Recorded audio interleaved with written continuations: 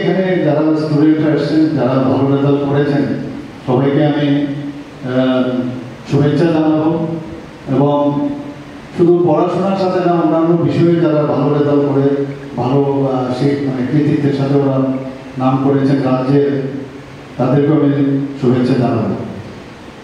একটা কথা, আমরা এখানে টিচাররা এখানে আছেন, আমি নিজেও টিচার ছিলাম মেডিকেল কলেজে, আমরা জানি যে এই যে রেজাল্ট তাদের সবচেয়ে বেশি খুশি হয়। মা বাবারা তো খুশি হনই, এর মধ্যে দ্বিমত নেই, কিন্তু স্কুল কর্তৃপক্ষ কিন্তু সাংঘাতিক খুশি হয় যে আমার ছাত্রী এই স্কুল থেকে এরকম একটা ভালো রেজাল্ট করেছে। এর জন্য কিন্তু ওনাদেরও আমি বলবো, ওনাদেরকেও আমি শুভেচ্ছা জানাবো যে ওনাদের কারণেই সেটা সম্ভব হয়েছে। আমরা জানি যে স্কুলের বাইরেও কেউ কিন্তু অনেকে নাচ গান বা খেলাধুলা যাই হোক আলাদাভাবে প্র্যাকটিস স্কুলে সম্ভব হয় না, কারণ স্কুলেরও তার একটা রুটিন থাকে। সেই রুটিনের বাইরে গিয়ে অনেকের অনেক কিছু করতে হয়। এবং আমরা চাই যে স্কুলের মধ্যে যাতে আরো বেশি করে পড়াশোনা হোক, খেলাধুলা বেশি করে হোক। মাননীয় প্রধানমন্ত্রীজি বারবার যেটা 21শে জুন সারা পৃথিবীর মধ্যে যোগা দিবস হিসাবে পালন করছে, যোগা হোক এখানে, এবং নিজেকে চেনার যে কাজ সেটা যেন আমরা করতে পারি।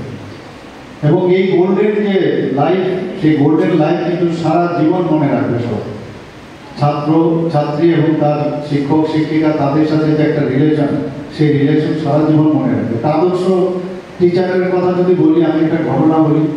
ক্রমাগত স্কুলে আমি তখন ফুটবল খেলছিলাম, তো ফুটবল খেলার সময় একটু ভালো খেলছিলাম, হয়তো বা একটা গোল করলাম একদম কর্নার থেকে।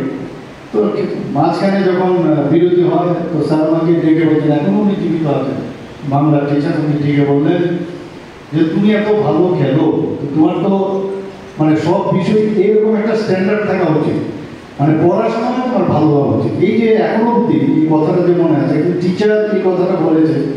পড়াশোনা করতে অনেক সময় আছে আমাদের, মাঝে মাঝে সবসময় কিন্তু একটা মাঝে মাঝে একটু মনে হয় যে একটু ডিপ্রেশন চলে আসে। আর কত আর ভোগুয়ানো তো সবাই, মানে অনেকে হয় অনেকে হয় না, কিন্তু পড়তে পড়তে অনেক সময় একটা মানে ফ্রাস্ট্রেশন চলে যায়, কত বড় হয়।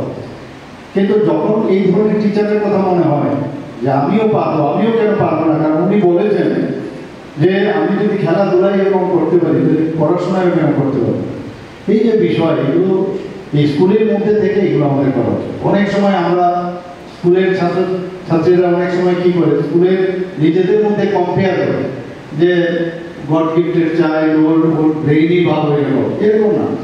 মানে যে জিনিসটা আমি মানে একবারে একদম বুঝতে পারে, তার কারণ তার ফোকাস, তার কনসেন্ট্রেশন অনেক স্ট্রং, সেই কারণে সে বুঝতে পারে। এর জন্য এটা যদি আমি ভাবি যে আমি ওর থেকে দুর্বল, তাহলে কিন্তু এটা ঠিক হবে না। সেটা বারবার পড়া, বারবার পড়তে পড়তে পড়তে একটা টাইম আসবে যখন সেটাকে রপ্ত করা যায়, সেটা মস্তিষ্কের ভিতরে ঢুকে যায়। এবং সেটাই আমাদের দরকার, কেউ কারোর থেকে কম নয়। এবং সবাই পড়াশোনায় ভালো হবে সেটাও কিন্তু ভাবার অবকাশ নেই।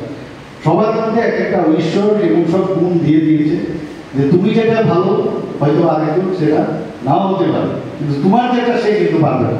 তো নিজের যে ট্যালেন্ট, সেটাকে এক্সপ্লোর করার জায়গায় হচ্ছে এই বিদ্যানিকেতন। এইখান থেকে আমাদের, কারণ you are the future of our state, future of the country.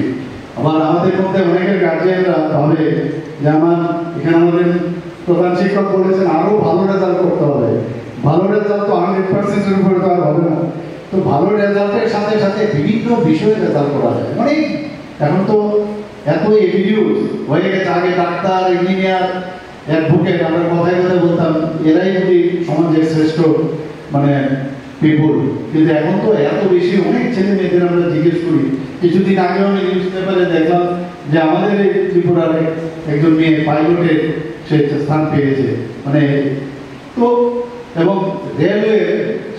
রেলওয়ের পাইলট হিসাবে কাজ করছে। তো বিভিন্ন এখন স্ট্রিম বেড়ে গেছে, সবাই কিন্তু যে কোনো জায়গায় যেভাবে সেই জায়গায় গেলে সে নাম করতে পারে। এবং আমরা সবসময় বলি এক ত্রিপুরা শ্রেষ্ঠ ত্রিপুরা, সেটা কিন্তু আজকে এখানে যারা উপস্থিত আমাদের বিদ্যার্থীরা আছে তাদের উপর ডিপেন্ড করছে। আমাদের মানে বেটার থেকে আরো বেটার